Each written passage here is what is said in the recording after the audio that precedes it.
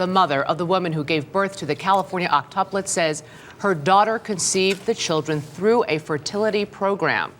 Early Show national correspondent Hattie KAUFFMAN has the very latest from our Los Angeles bureau. Good morning, Hattie. Good morning, Julie. That's the question on everyone's mind. Why would a woman with 6 kids go to a fertility program? In addition, there are new revelations. CBS News has learned that the woman's family filed for bankruptcy and abandoned a home a little over a year and a half ago. The new mom is in her mid-30s. She lives with her mom and dad and with this growing number of kids.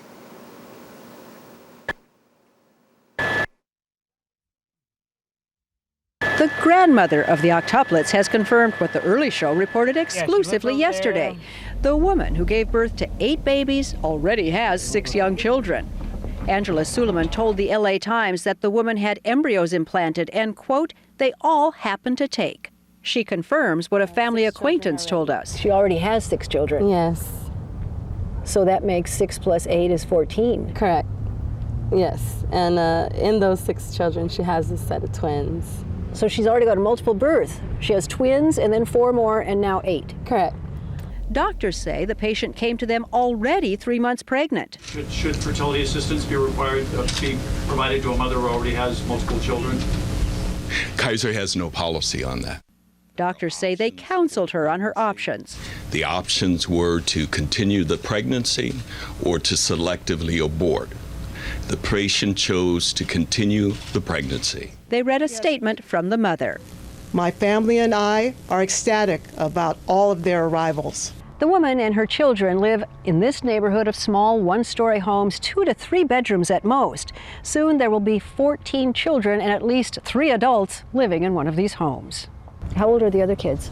I would say the oldest is no more than 7 or 8 years old, and the youngest is probably 2. Still, there are unanswered questions. There's been no mention of a father. Another question, where did the woman get these fertility treatments and how were they paid for? In the meantime, the grandfather of the new babies is apparently headed back to his native Iraq to earn money for this growing family. He told us he was a former Iraqi military man. Julie? CBS's Hattie KAUFFMAN. Thanks, Hattie. Well, the birth of the octuplets has raised a lot of ethical questions. We're joined by Michael Tucker, Director of Georgia Reproductive Specialists. Good morning, sir. Good morning. Knowing what you know about this case and this woman, what do you make of it? Well, I'm just stunned as the story's unfolded and it's gone from a potential use of just fertility drugs or misuse thereof to actual, apparently, IVF with transfer of embryos. This is just remarkable to me that any practitioner in our field of reproductive medicine would undertake such a practice. Well, is it at all possible that she got pregnant through taking fertility drugs on her own and without the help of a clinic? Oh, absolutely, and that seemed the most plausible scenario, simply because the profession were policed by the American Society of Reproductive Medicine, has focused so minutely on the fact that we need to reduce the number of embryos that we transfer. We really are all about seeking the one embryo that's going to make the healthy single-born baby, and this kind of multiple plethora, excess of babies is too much of a good thing, and it's rather a slap in the face of the whole profession, simply because it's going in the wrong direction, and it's unfortunate because the media pick up on this and seem to go. I think Arthur Kaplan from UPenn said the media tends to go goo goo gaga over this, and in fact it's really a bit of a medical disaster. Okay, let me ask you this. Had she walked into a fertility clinic and said, listen, I got 6 kids at home, the youngest one is 2, the oldest one is 7, as we're now learning is the case,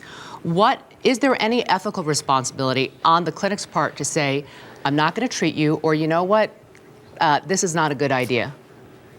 Suffice to say, I mean, I've been in this business for 25 years now, and it's pretty much standard practice in all clinics to have some form of psychological evaluation of the patient, also their sociological circumstances.